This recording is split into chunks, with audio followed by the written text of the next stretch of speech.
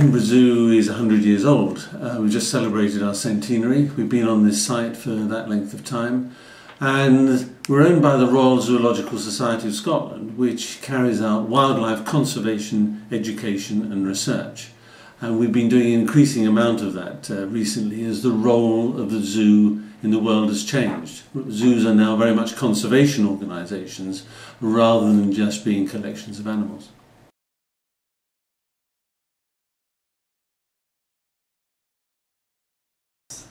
The site which Edinburgh Zoo is on is a fantastic site. It's on a steep hill, so it does have challenges, but it has a very mature tree canopy and it's a very exciting place to walk around. So we have decided to stay in Edinburgh City.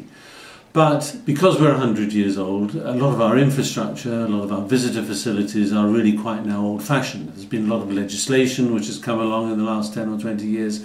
And in order for us to give a really world-class experience for our visitors, we have to modernise and we have to introduce new visitor facilities, new animal enclosures, and that requires money and a plan. And so we have to invest in this site if we're going to be a successful visitor attraction in the future.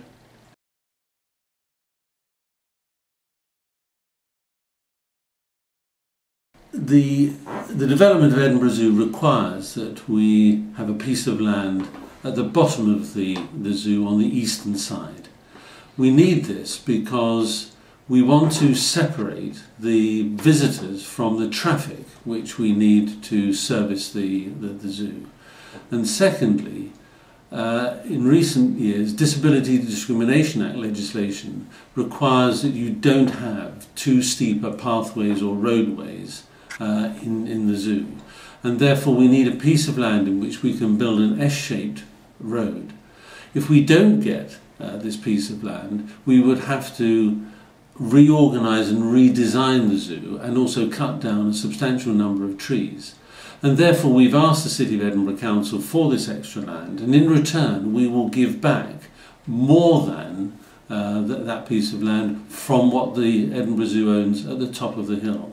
We will also commit resources, money, staff into improving the habitat of Corstorphine Hill to the east of the zoo for the benefit of local dog walkers and local inhabitants, so that they can enjoy Corstorphine Hill better, improving the habitat, the paths, and also hopefully improving the wildlife as well.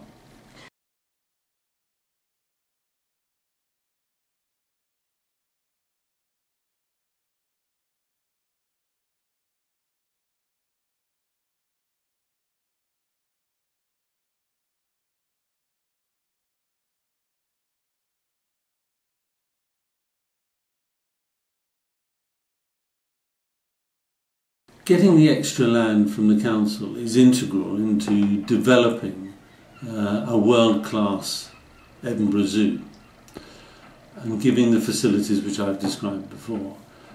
If we don't get it, then it will impact on the zoo that we can create, and bringing world-class animals like giant pandas and other animals which visitors expect to see, or would certainly like to see, is going to be very difficult because we will not have the standards within the zoo which these animals require.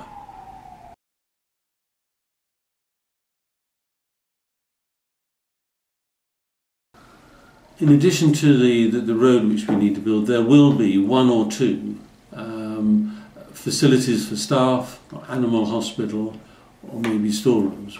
We haven't done the complete design yet until we know exactly what piece of land we're going to get, but we will endeavour to minimise any buildings which go onto that land, but there will be some, but not many.